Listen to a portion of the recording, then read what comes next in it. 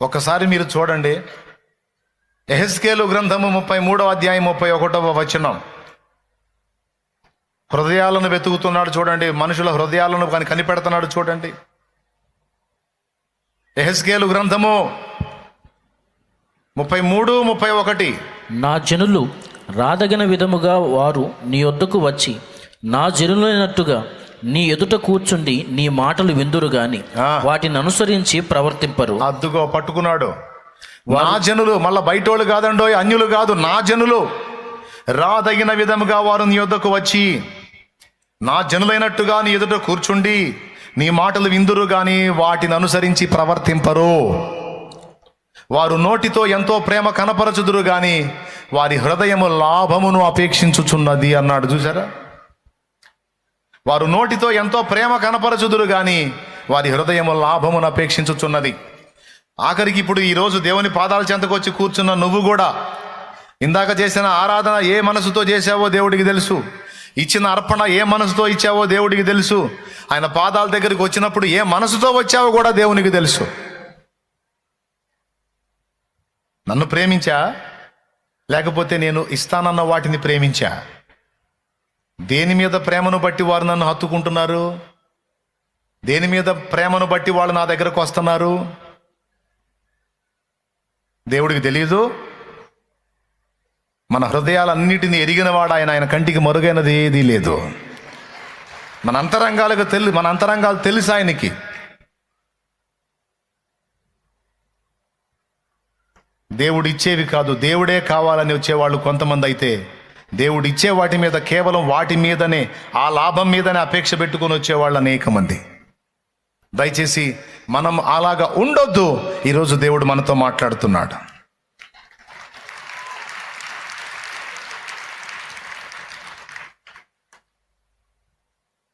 ఎవరికైనా సాయం చేసేటప్పుడు కూడా మళ్ళా ప్రతిఫలాపేక్షతో చేయొద్దు. జెన్యూన్గా, యథార్థంగా చేసేసాయి. నిండు మనసుతో చేసే, పూర్ణ హృదయంతో చేసే. దేవుడు కనిపెడతా ఉన్నాడు. ఆయన మన హృదయములను ఎరిగిన వాడు. ఎందుకు ఈ విషయాన్ని చెప్తున్నానంటే, దేవుని వాక్యం చాలా స్పష్టంగా ఇక్కడ చెప్పింది కాబట్టి. వారు రాదగిన విధంగా వచ్చి నా దగ్గర కనపడుతున్నారు కానీ చెప్తారే అది క్షేమకరం కాదు, వద్దు, వదిలేయని. వాడు వింటాడా? వినడు. వాడు ఆడింటాడు. వాని హృదయం, వాడి శరీరమే నా దగ్గర ఉంది, కానీ వాని హృదయం నాకు చాలా దూరంగా ఉంది. వాని హృదయం వేటి మీదనో ఎవరి మీదనో పెట్టుకొని తిరుగుతూ ఉంది. ఆ హృదయం. దేవుడు అంటాడు, నన్ను కాక నువ్వు దేన్ని ప్రేమించినా, ఎవరిని ప్రేమించినా, ఏ వస్తువుని ప్రేమించినా ఒకనాటికి నువ్వు ఏడుస్తా కూర్చుంటావు. దయచేసి నీ దృష్టి మళ్ళించి ఇటు చూడు, ఇటు చూడు, ఇటు చూడని దేవుడు మొత్తుకుంటాడు. ఆడవాళ్ళు మగవాళ్ళు అందరూ మైండ్ దగ్గర పెట్టుకొని ఈ మాటలు తీసుకోండి. నీ శరీరమే కాదు, నీ హృదయం కూడా దేవునికి కనెక్ట్ అయి ఉండాలి. నీ శరీరమే కాదు ఆయన సన్నిధిలో, నీ హృదయం కూడా ఆయన సన్నిధిలో ఉండాలి. కొంతమంది వాళ్ళ చెడు కార్యక్రమాలను నెరవేర్చుకోవడానికి దేవాలయాన్ని అడ్డం పెట్టుకుంటారని మీకు తెలుసా? వాళ్ళ అక్రమ కార్యాలను నెరవేర్చుకోవడానికి దేవుని మందిరాన్ని అడ్డం పెట్టుకుంటారని మీకు తెలుసా?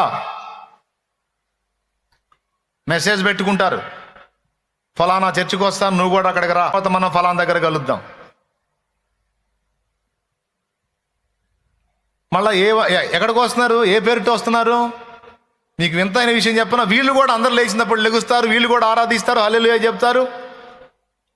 మళ్ళా ఆ చెప్పిన టైం ప్రకారం వాడు వచ్చి ఎక్కడున్నావు? బయట ఉన్నా నేను అనగానే డింగమని లేచిపోయింది.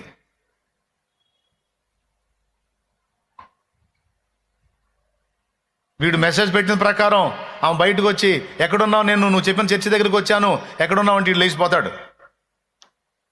దరిద్రుడు. ఎవడికి కావాలరా నీ భక్తి అంటాడు దేవుడు. నేను కాదు. మళ్ళీ అరే అంటున్నాడేంది అనుకున్నారు. దేవునికి స్తోత్రం. ఎవరి చెవులో రా నువ్వు క్యాబేజీలు పెడుతున్నావు, కాలీఫ్లవర్లు పెడుతున్నావు? ఎవరిని రా నువ్వు మోసం చేస్తున్నావు? వద్దు వద్దు వద్దు వద్దు. తెలిసి తెలియక ఒకవేళ అడుగులు జారితే సరిదిద్దుకో. తప్పు చేయనుడు అంటూ ఎవడూ లేడు, పొరపాటు పడనోడు అంటూ ఎవరూ లేరు. దేవుడు కోరుతుంది ఏంటంటే దాన్ని విసర్జించి మారు మనసు పొంది తన వైపు తిరగమని. ఇప్పటిదాకా దూరంగా ఉన్న హృదయాన్ని దేవునికి దగ్గర చేసుకోమని దేవుడు పిలుస్తున్నాడు. ఇప్పటిదాకా ఆయన మాటలకు అవిధేయత చూపిన నీ హృదయాన్ని ఇక నుంచి విధేయత చూపినట్లు లోబరుచుకోమని మాట్లాడుతున్నాడు దేవుడు. ఆయన మాటలు విని మన హృదయం లోబడిన ఎంత మేలు మనకు అలాగే జరుగునుగాక. ఆయన మాట విని మన హృదయము ఆయనకు లోబడునుగాక, ఆయనకు లోబడునుగాక, ఆయనకు లోబడునుగాక.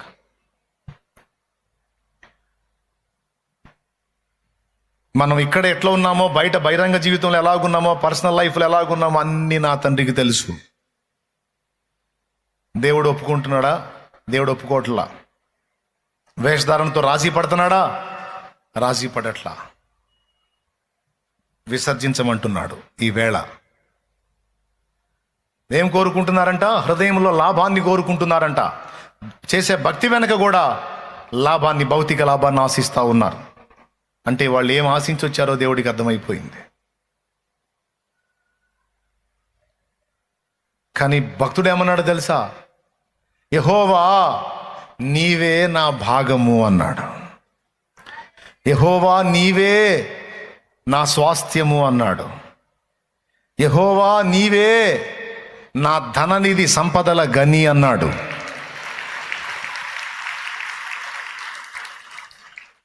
నాకు అక్కర్లుంటే ఉండొచ్చు, అవసరాలుంటే ఉండొచ్చు, సమస్యలుంటే ఉండొచ్చు, అవన్నీ నువ్వే తీరుస్తావు. కానీ వాటిని తీర్చమని కేవలం నిన్ను కాకాబట్టడానికి రాలా.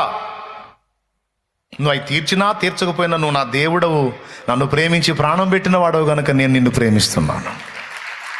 గతకాలమందు నువ్వు చేసిన ప్రతి ఉపకారమును బట్టి కృతజ్ఞతలు చెల్లిస్తున్నాను.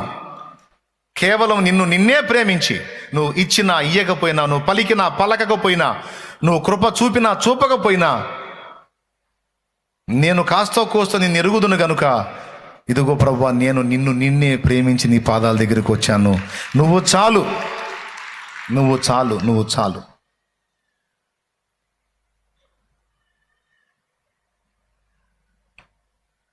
ఎన్ని హృదయాలు అలా ఉన్నాయి.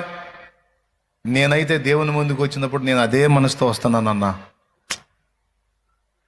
నాకేదన్నా చేస్తాడేమో చూద్దామని కాదు, చేయాల్సింది నా కోసం ఎప్పుడో చేశాడు. నా కోసం ప్రాణం పెట్టాడు. ప్రాణం కంటే ఎక్కువగా నన్ను ప్రేమిస్తున్నాడు కనుక నన్ను ప్రేమించే నా ప్రభువు కోసం నేను పరిగెత్తుతున్నాను. కేవలం ఆయన్ని ప్రేమించే పరిగెత్తుతున్నాను అన్నవాళ్ళు ఎంతమంది ఉన్నారు? చేతులు ఎత్తండి. కానీ కొంతమంది విషయంలో దేవుడు ఏమంటున్నాడు? లాభమును అపేక్షించి వస్తున్నారు అన్నాడు. ప్రతిఫలాపేక్ష పొందగోరి ప్రతిఫలాపేక్షతో వస్తున్నారన్నాడు. దాని విషయంలో మనం బ్యాలెన్స్ అవుదాం.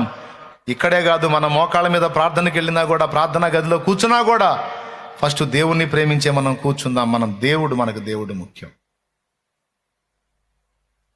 దేవుణ్ణి ప్రేమించుట అంటే ఏంటో తెలుసా? క్రమక్రమముగా ఆయన మాటలకు లోబడుట.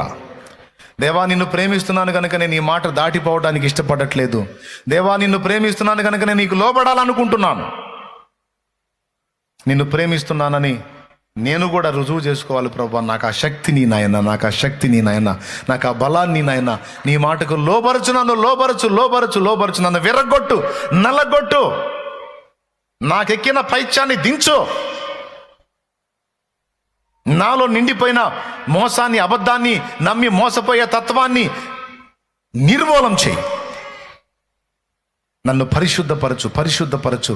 నీ మాటలకు లోబడినట్లు నన్ను చేయి. లోబరచు. అవసరమైతే యాకోబు తొడగూడు వసలగొట్టినట్టు నన్ను విర్రగొట్టి, నల్లగొట్టి నీ వశంలోకి తీసుకో.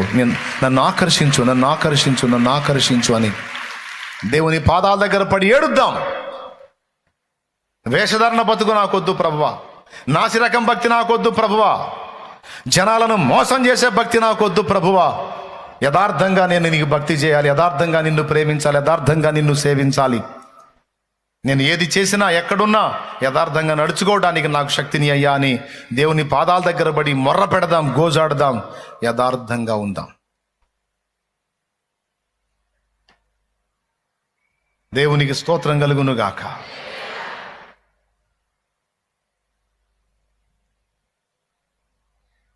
ఏది కీలకమైందో దాని మీద మనం మనసు పెట్టాలి. ఏమండి, కొంతమంది తెల్లటి బట్టలు కడతారు, కొంతమంది రంగు బట్టలు కడతారు. ఈ తెల్ల బట్టలు కట్టినామె రంగు బట్టలు కట్టినామె ఎగతాళికి చూసిద్ది. లోకాశలు జావనట్టుంది, ఏందో ఈ వస్త్రాలు, ఈ అవతారం అని.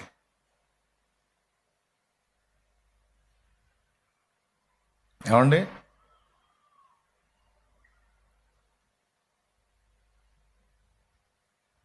అంటే నువ్వు తెల్ల బట్టలు కట్టి బయటికి కనపడి పరిశుద్ధురాలా బిల్డప్ ఇస్తున్నావు. లోపల నీ హృదయం ఎంత దరిద్రంగా ఉందో ఆయనకి తెలుసు. నువ్వు తెల్ల బట్టలు కట్టుకొని ఆనందపడుతూ పక్కన కల్లర బట్టలు వేసుకున్న వాళ్ళని తృణీకరించి నీలో నువ్వు అహాన్ని పెంచుకుంటున్నావు, నిన్ను నువ్వు గొప్ప చేసుకుంటున్నావు, గర్వపోతువైపోతున్నావు. అలాగని తెల్ల బట్టలు వేసుకునే వాళ్ళందరూ అలాగ ఉంటారని నేను చెప్పట్లా. అలా ఆలోచించే అవకాశం ఉందా లేదా నేను చెబుతున్నాను. పరిశుద్ధంగా నువ్వు కనపడటం మంచిదే, కానీ హృదయాన్ని కూడా పరిశుద్ధంగా కాపాడుకునే విషయంలో జాగ్రత్తగా ఉండాలి. పొరుగువాని ఆశించే విషయంలో కూడా నువ్వు జాగ్రత్తగా ఉండాలి. దేవుని ఎదుట నీ సమస్త ప్రవర్తన నీతియుక్తమైనదిగా ఉండునట్లు నడుచుకోవడానికి నువ్వు మెళకువగలిగి అడుగులు వేయి. ఈ ఒక్క పని నువ్వు కష్టపడి పోరాడి సాధించు. నువ్వు ఎలాగున్నావో ఫస్ట్ నిన్ను నువ్వు చూసుకో. ఈరోజు తన వాక్కు చేత దేవుడు నిన్ను దర్శిస్తున్నాడు. యెషయాను దర్శించినట్టు, యోబును దర్శించినట్లు నిన్ను కూడా ఆయన తన వాక్కు చేత దర్శిస్తున్నాడు. నీలోనికి నువ్వు తొంగి చూసుకుని బ్రతుకు నీకు అర్థమైపోయింది. అర్థమైనప్పుడు నువ్వు ఖచ్చితంగా దాన్ని విసర్జించాలి, ఒప్పుకోవాలి దేవుని ముందు. దాని విషయమై అయ్యో అని యెషయా ఏడ్చినట్టు ఏడవాలి. అయ్యో దేవా, నీకు అభ్యంతరకరమైన పాపము నాలో ఉన్నదయ్యా. అయ్యో తండ్రి, నీకు ఆయాసకరమైన మార్గము నా యందున్నదయ్యా. ఫలానా విషయంలో నేను బలహీనంగా ఉన్నాను, ఫలానా విషయంలో నేను వీక్ అయి ఉన్నాను, నేను ఫలానా ధనాపేక్షలోనో, కాముకత్వంలోనో, శరీర క్రియల్లోనో, ఫలానా ఆలోచనలోనో, అహంలోనో, గర్వంలోనో, మోసంలోనో, మత్సరములోనో, క్రోధములోనో, అసూయలోనో, ఇదిగో ఫలానా విషయంలో నేను చాలా దారుణంగా ఉన్నాను ప్రభువా. నా పాపము నాకు తెలుసు ప్రభువా, నా లోపం నాకు తెలుసు ప్రభువా, నా పాపం నా కళ్ళ ముందు స్పష్టంగా నాకు కనపడుతుంది ప్రభువా. నేను దీన్ని ఒప్పుకుంటున్నాను. దేవా నన్ను కడుగు, దేవా నన్ను కడుగు, దేవా నన్ను కడుగు. నాకు దాని మీద జయమీ తండ్రి. నీకు లోబడింది బిడ్డగా నేనుంటే అవసరమైతే నన్ను కొట్టు, నన్ను విర్రగొట్టి నల్లగొట్టి నీకు లోబరుచుకో, కానీ నన్ను ఆశీర్వదించకుండా విడవద్దు.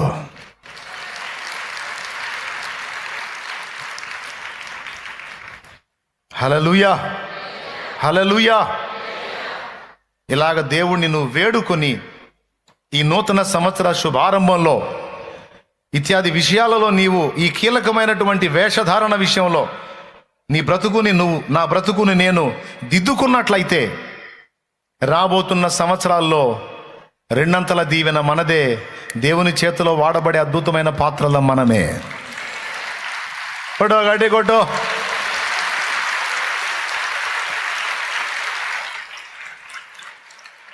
ఎందుకు ఈ మాటలు దేవుడు మాట్లాడాడంటే, దేవుడు ఆ కృపలన్నీ మనకి ఇవ్వబోతున్నాడు. ఆ కృపలన్నీ మనకి ఇవ్వాలనుకుంటున్నాడు. ఆయన దాచి ఉంచిన స్వాస్థ్యం ఎంతో గొప్పది, అది పొందుకొనున్నట్లు మనకి కృప చూపాలని దేవుడు ఇంతగా మాట్లాడుతున్నాడు. ఇంకేం ప్రసంగం చేయనండి, అయిపోయింది. జోగ్గా నిజంగా ఇంకొకటి ఏది చెప్పినా నేను చెప్పినా అని పోతాయి. అందుకని ఇంక నేనేది చెప్పదలుచుకోవాలా. దేవునికి మహిమ కలుగును గాక. అర్థమైందా? ఇంకా నేనేం చెప్పదలుచుకోవాలా. ఇదే ఈ వేషధారణ జీవితాన్ని విసర్జించి సాతాను మేకులు ఏమున్నాయి నీ దగ్గర నువ్వు ఆలోచించుకో, వాటిని పెరికి నీ యొద్ద నుండి పారవేయి.